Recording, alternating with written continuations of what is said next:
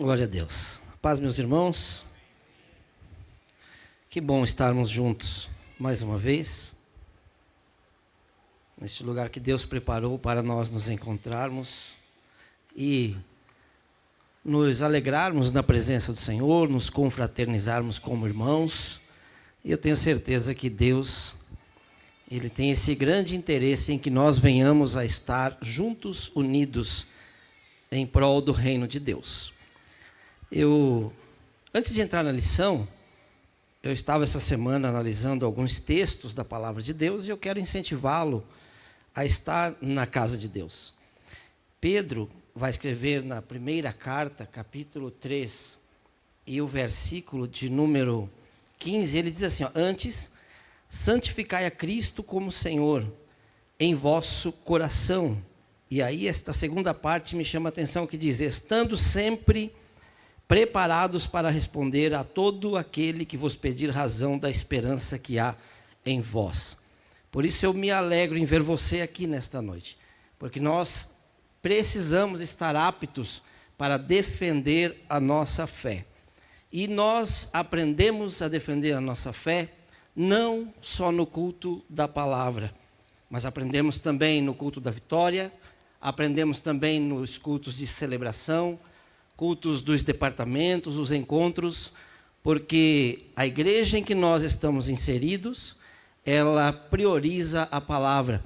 Então eu tenho certeza que através da palavra de Deus, nós vamos estar aptos para defender a nossa fé quando formos questionados, amém?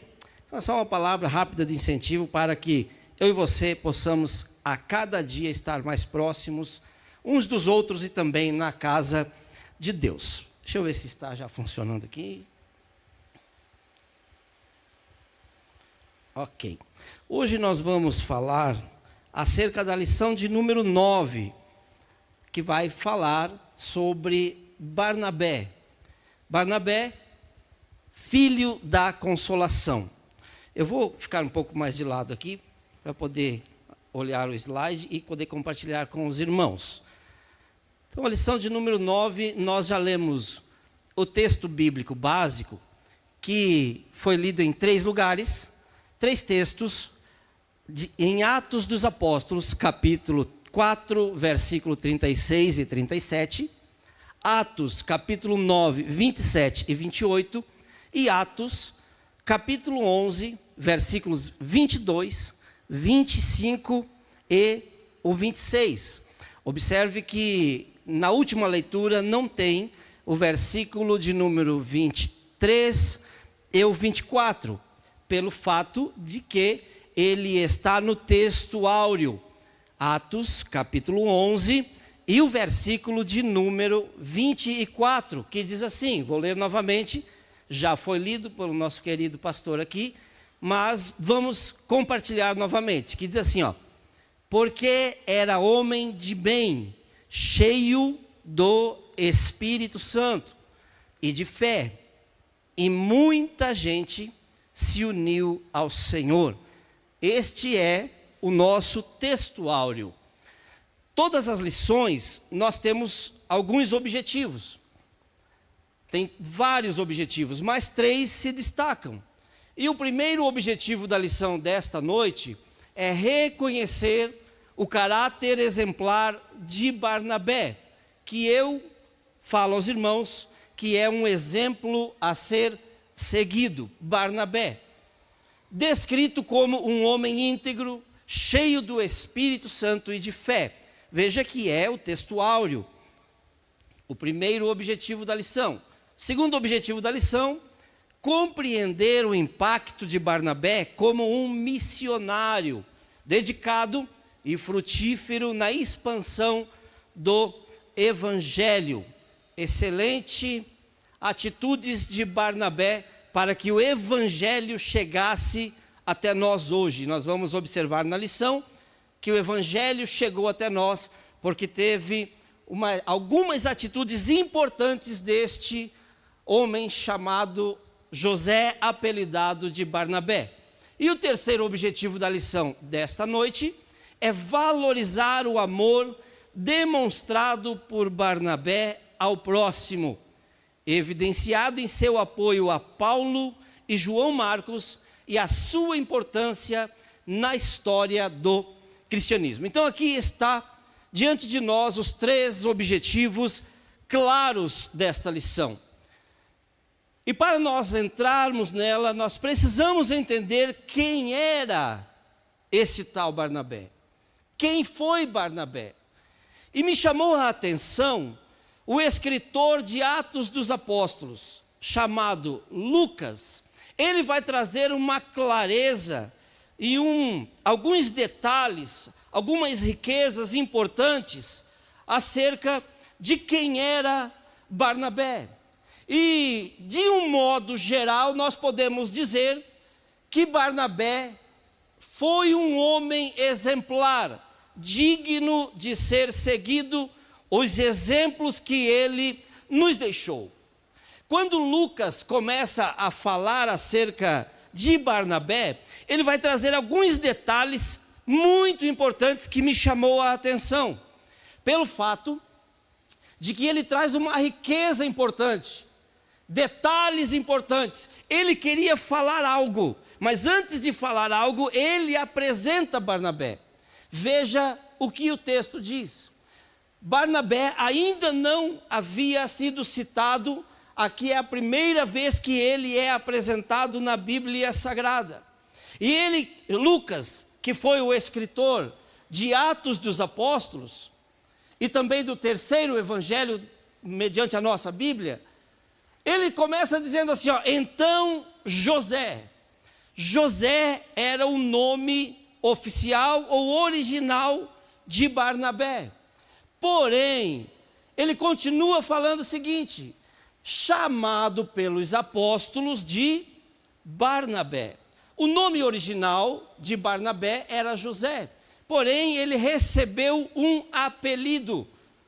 Se nós formos olhar na lição, a tradução, ela vai falar que os apóstolos determinaram este apelido para José, chamando ele de Barnabé, pelo fato de que, traduzido, significa filho da consolação. Então, me chamou a atenção que Lucas, quando ele começa a apresentar este homem chamado José, que foi apelidado de Barnabé, porque a sua tradução, ou o seu significado quer dizer filho da consolação, pelo perfil comportamental que ele tinha, pelo formato que ele tratava as pessoas, a forma que ele agia nas adversidades. Nós vamos discorrer em alguns textos aqui e vamos observar estes detalhes que são importantes para a nossa caminhada de fé. Veja que Lucas apresenta dizendo que ele tinha o nome José, era apelidado de Barnabé, que traduzido é filho da consolação. E quando eu estava observando isso, eu fiquei pensando o seguinte: que apelido as pessoas que convivem com o Micael dariam para ele, ou para mim? Você já pensou nisso? Pense no ciclo de amizades e de pessoas que convivem com você, a forma que nós vivemos, o que falamos, a forma que agimos, como nós resolvemos os problemas, como é que nós tratamos as pessoas que estão no nosso convívio, porque aqui é muito bom, estou aqui no púlpito e você está vendo um Micael trazendo uma palavra, uma lição, mas muitos não convivem comigo diariamente, e as pessoas que convivem comigo, que apelido me dariam? Que apelido daria para você, observando o seu perfil comportamental? José recebeu um apelido, e o apelido dele foi Barnabé. Tanto é que ficou tão forte que nós não chamamos ele de José, chamamos ele de Barnabé. E observe que Lucas então vai trazendo detalhes. Ele queria falar algo e nós já vamos chegar lá, porém ele precisava apresentar quem era para trazer a veracidade do que ele queria falar. Ele continua dizendo que ele era levita, ou seja, ele era descendente da tribo de Levi. E tem muitas pessoas que quando vê alguém cantando ou louvando, diz o levita do Senhor. E eu vou dizer para você que essa expressão ela está correta, porque a tribo de Levi era quem organizava o templo, cuidava dos utensílios ali do tabernáculo e também cuidavam da adoração. Então existem algumas pessoas que, mas ele não nasceu da tribo de Levi, ele não é levita. São detalhes que não influenciam na salvação de uma pessoa, e muitas vezes nós ficamos debatendo coisas que não vão chegar a lugar nenhum, ao invés de tratar as pessoas com uma diferença carinhosa, um afeto diferente, tratando as vidas que vão se achegar ao pé da cruz, aqui na igreja. E às vezes nós ficamos debatendo coisas que não vão levar a lugar algum. Só um detalhe para você observar isso. Ele era então levita e também natural de Chipre. Chipre, deixa eu abrir a lição aqui. Ela vai nos dizer, o comentarista, pastor Gesiel, ele vai dizer o seguinte, que Chipre era uma ilha estratégica do Império Romano. Você pode ver na sua lição, se você tem ela aí, tópico 1.1, que diz assim: ilha estratégica do Império Romano, conhecida por sua rica diversidade cultural, abrigando povos diversos, como egípcios, fenícios, gregos e romanos. Quando eu estava observando este detalhe que Lucas estava falando, nós vamos ver no decorrer da lição que Deus tinha um propósito de anunciar o evangelho para os gentios, por isso o evangelho chegou até nós. Observe que ele era natural de Chipre, ou seja, um lugar onde tinha muitas pessoas, diversidade de pessoas, e ali então já existia um projeto de Deus para que Barnabé tivesse o desejo de anunciar o evangelho para os gentios. Para que o evangelho pudesse chegar até nós, precisou ser anunciado para os gentios. Então observe que vem com uma riqueza de detalhes a apresentação de José, apelidado Barnabé. E aqui eu abro um parênteses e quero fazer uma aplicação para as nossas vidas acerca deste detalhe natural de Chipre. Muitas das vezes nós não entendemos o processo das coisas. Olhamos para algumas situações e questionamos pedindo assim, por que é que aconteceu isto? Ou por que é que está acontecendo? Entenda que Deus está no controle de todas as coisas. E Ele está preparando tudo isto para um propósito que Ele tem. Então, no presente ou em um futuro próximo, nós vamos entender o processo de o porquê eu passei por isto, de o porquê eu sofri algumas coisas, e assim nós vamos avançando até o momento em que venha se cumprir o propósito de Deus na vida de cada um. E todos nós fomos chamados. Todos nós temos uma atividade: anunciar as boas novas, na igreja, na faculdade, na escola, no trabalho, no trânsito, em todas as áreas da nossa vida. Tudo isso Lucas escreveu para apresentar esta seguinte frase. O versículo seguinte diz assim: possuindo uma herdade, vendeu-a e trouxe o preço e o depositou aos pés dos apóstolos. Por que é que Lucas primeiro apresenta José, fala do apelido dele, fala de onde ele veio, quem ele era, para poder falar que ele vendeu uma herdade e depositou aos pés dos discípulos? Porque isto deu o exemplo para outras pessoas fazerem também. Se você for ver a continuidade deste texto, você vai ver que Ananias e Safira também fizeram, porque olharam o exemplo de Barnabé. Se Barnabé fez, nós também vamos fazer. Só que a motivação de um era diferente da de outro. A motivação de Barnabé era em prol do reino, era em prol do andamento ou do bom andamento da obra de Deus, daquilo que Jesus deixou para eles fazerem. Só que a motivação de Ananias e Safira era diferente. Nós não vamos entrar a fundo nesse detalhe, porque a lição não é sobre isto, sobre Ananias e Safira, mas trouxe isso para que venhamos a entender este detalhe importante sobre por que é que Lucas apresentou José, trazendo todos estes detalhes, esta riqueza de informações, para apresentar este detalhe onde ele vendeu uma herdade e depositou aos pés dos discípulos ou apóstolos. Vamos lá, quem era então Barnabé? Um homem piedoso e também um grande discipulador, um discipulador nato. Quem dera eu, Micael, consiga após esta lição, após estudar ela, dar sequência no que Barnabé e no formato que ele agia com as pessoas que ele discipulou. Quem dera, e pode ser que eu consiga andar um pouquinho como ele foi. Vamos lá, Barnabé discipulou nada menos e nada mais do que Paulo e também João Marcos. Os dois juntos, Paulo e João Marcos, escreveram 14 dos 27 livros do Novo Testamento. Então, logo a gente consegue entender que Barnabé, ele foi fundamental para a escrita do Novo Testamento. Chegou até nós por causa do discipulado que Barnabé executou.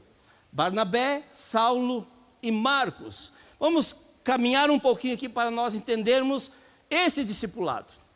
Capítulo 9 de Atos vai começar contando a história de que Saulo, respirando ameaças contra aqueles que haviam aderido ao Evangelho, ele sai em uma turnê para fazer uma perseguição. Quem ele encontrava, ele prendia, açoitava e, se preciso, até matava.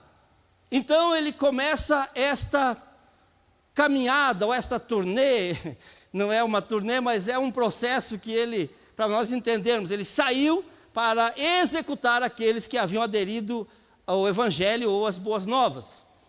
De repente ele tem um encontro, e você conhece a história, e pode ser que eu chova no molhado, mas é bom para entendermos.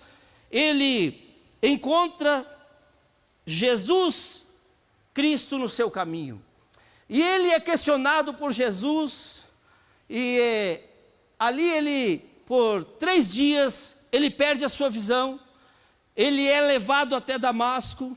Quando ele está em Damasco, nesses 3 dias, o Senhor fala com Ananias. Ananias questiona o Senhor, dizendo: Senhor, como é que eu vou ir orar por alguém que persegue o teu povo? Este homem persegue, açoita e, se possível, até mata. Mas o Senhor, trabalhando com Ananias, faz com que Ananias obedeça e vai até onde Saulo está. Ele ora por Saulo, e Saulo então retoma a visão, e a partir deste momento ele começa então a anunciar as boas novas. Paulo começa a pregar, porque agora, ou melhor, Saulo, ele começa a pregar o Evangelho, falando as boas novas. Agora ele é uma nova criatura. Se nós formos ler na íntegra o que aconteceu, o Senhor falou para ele, dizendo assim: você é meu escolhido, e duro será para ti recalcitrar contra os meus aguilhões. Ou seja, uma aplicação para as nossas vidas. Todos nós, como eu falei aqui, temos um chamado. O Senhor nos chamou para anunciar as boas novas. E não tem como nós fugirmos deste chamado. Não tem como você fugir deste chamado. Deus te chamou. Onde você está, você precisa frutificar. Onde você anda, você precisa frutificar, anunciar as boas novas. E se você tentar sair, não sei se você já fez esse teste, eu já fiz, não adianta. Acontece como Jonas, acontece como homens que tentaram fugir do chamado e não deu certo fugir do chamado. Então o Senhor fala para Saulo assim: duro será para ti desobedecer a ordem que eu estou te dando. Então ele começa a anunciar o Evangelho, e ali em Damasco ele começa a falar acerca de Jesus. Só que ele não recebe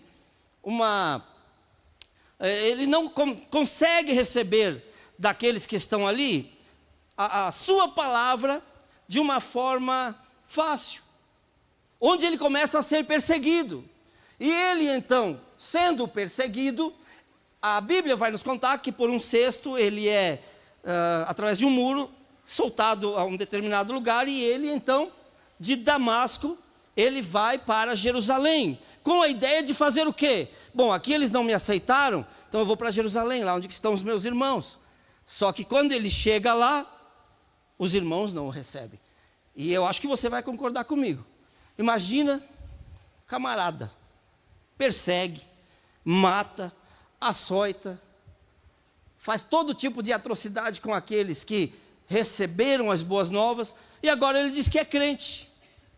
Eu acho que nós demoraríamos, pastor Jarmuth, para receber alguém nesse formato aqui. Ele teria que passar um bom tempo até provar que realmente ele havia se convertido ao Evangelho. E quando acontece isso, ele não é recebido, e quando ele não é recebido, quem é que dá o aval para ele? Barnabé. Barnabé pega ele e diz, vamos, eu vou te apresentar para os apóstolos. E quando ele chega, ele apresenta e ele faz toda uma trajetória ali de história, contando, eu conheci ele, conheço a história dele, é verdade, Jesus apareceu para ele, mas mesmo assim ele começa a ser perseguido também, ele não é aceito. E então de Damasco ele vai para Jerusalém, Jerusalém ele não é aceito, e então ele volta para a sua cidade, Tarso. Alguns teólogos e professores, estudiosos, eles dizem que ele ficou em Tarso de 8 a 10 anos. E nesse tempo de 8 a 10 anos foi quando Deus deu as visões para ele, quando ele foi ao terceiro céu, quando ele orava, jejuava, buscava ao Senhor. Nesses de 8 a 10 anos foi o tempo que ele ficou em Tarso para poder ficar escondido. Ou seja, ele ficou no anonimato. De 8 a 10 anos, Saulo ficou em Tarso, na sua cidade, no anonimato. Aí acontece que o evangelho vai prosseguindo e as pessoas que aceitaram o evangelho em Jerusalém, eles começam a ser perseguidos. E esta perseguição faz com que o povo de Deus, ou a igreja, ou os seguidores de Jesus e dos apóstolos, eles começam a ficar dispersos, eles fogem da perseguição. E eles fugindo da perseguição, o evangelho começa a se expandir em outras localidades, até chegar em Antioquia. E quando chega em Antioquia, Barnabé é enviado a Antioquia para saber e ver o que estava acontecendo lá. Quando ele chega lá, ele vê a igreja começando a ser formada por outros que foram perseguidos em Jerusalém e foram para Antioquia. Barnabé chega, vê tudo isso, vê a igreja que pode ser formada ali. Na mente dele, ele lembra-se de quem? De Saulo. E então ele vai até Tarso e busca Saulo para eles anunciarem o evangelho em Antioquia. E a Bíblia, e também o texto que nós lemos aqui, vai nos dizer que pela primeira vez, os apóstolos foram chamados de cristãos. Ou seja, eu acredito que eles estavam tentando fazer bullying com os apóstolos, mas pegou tanto que até hoje nós somos chamados de cristãos. Pequenos cristos, seguidores de Cristo, eles pensavam que estavam nos ofendendo e estavam nos elogiando, né? Os cristozinhos, e realmente somos. Então veja bem, Barnabé em Antioquia busca Saulo e ele vai para Tarso. E depois disso, acontece a primeira viagem missionária, onde vai Barnabé, Saulo e também João Marcos. João Marcos aqui, era sobrinho de Barnabé e foi ele quem escreveu também o Evangelho de Marcos.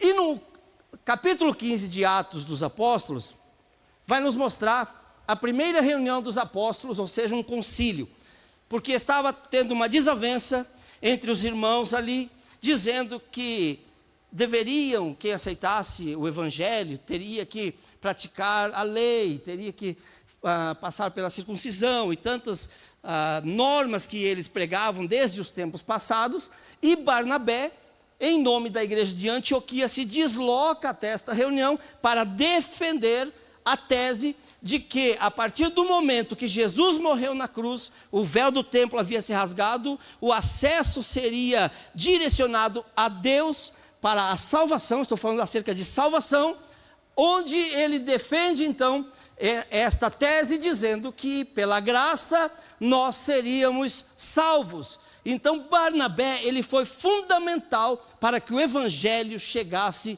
até Curitiba, até o Micael, até o pastor Adão, pastor Joe, pastor Jarmuth, enfim, cada um de nós que aqui estamos. Barnabé foi fundamental e um discipulador excelente para que o evangelho fosse propagado. Algumas lições da vida de Barnabé e já vamos caminhar para o final, para a jornada da nossa fé.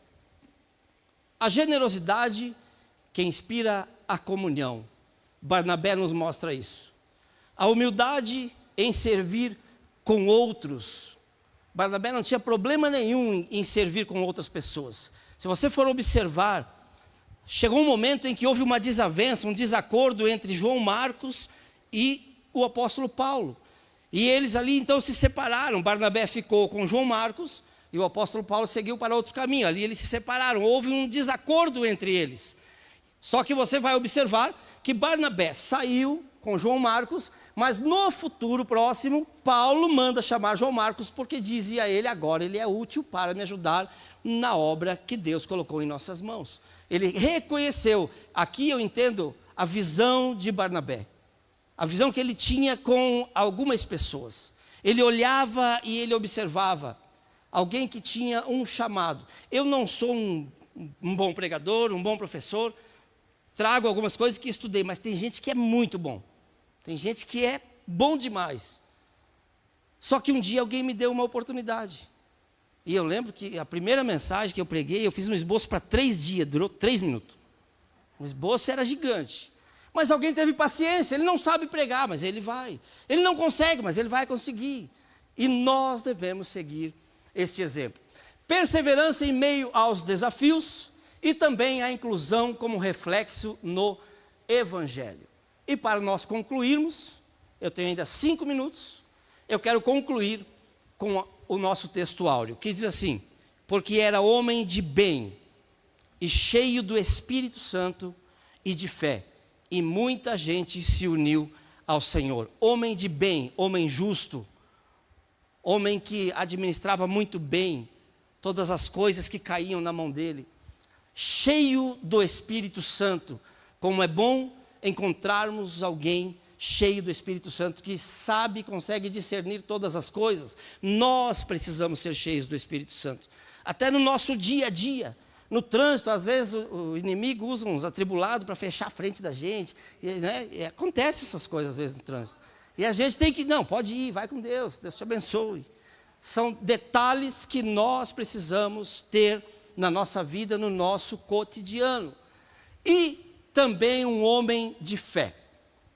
Eu lembro uma vez que eu estava num evento, era um treinamento, e em determinados horários tinha um coffee break, e nós estávamos em um prédio de 8 andares.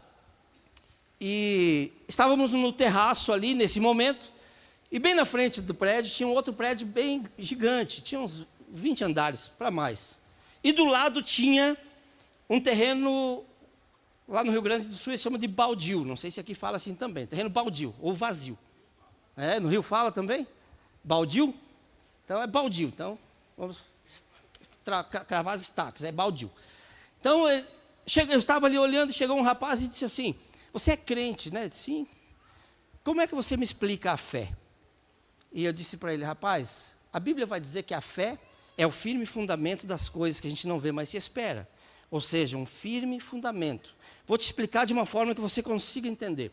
Você está vendo esse prédio que está aqui na nossa frente? Ele já está construído. Do lado tem uma construtora que vai iniciar uma construção. E se você comprar na planta, você vai chegar lá e vai dizer assim: eu quero comprar o apartamento 604, o andar 6º. E aí você vai pagar, e aí você vai vir com a escritura daquilo que você pagou. E você vai chegar para mim e vai dizer: Micael, eu comprei um apartamento, vem ver meu apartamento. Aí eu vou lá e tem um terreno baldio. Eu disse: mas cadê o prédio? Cadê o apartamento? Não, mas é que está aqui, está na escritura aqui, ó. Eu tenho a escritura, daqui 2 anos eu vou estar no meu apartamento. Eu disse para ele: isso é fé, de algo que você não vê, mas você tem certeza que vai acontecer. Então eu quero concluir esta lição desta noite, dizendo para você, que nós venhamos a tentar a cada dia seguir esses 3 exemplos que Lucas fala sobre José, apelidado de Barnabé. Homem de bem, ou pessoa de bem, homem ou mulher, pessoa de bem, cheios do Espírito Santo e também de fé. E através disso, muitas pessoas possam se achegar ao pé da cruz através da nossa vida. Que Deus abençoe a vida de cada um dos irmãos. Espero ter compartilhado uma porção da palavra de Deus. Obrigado, pastor. Amém. Fui muito abençoado. Glória a Deus. Glória a Deus. Faça-se com sua mão. Que a graça do Senhor Jesus Cristo, que o amor de Deus, nosso Pai, que a doce comunhão do Espírito Santo sejam sobre sua vida, sobre sua família, desde agora e para sempre. Diga amém. Amém. Deus abençoe. Vá na paz.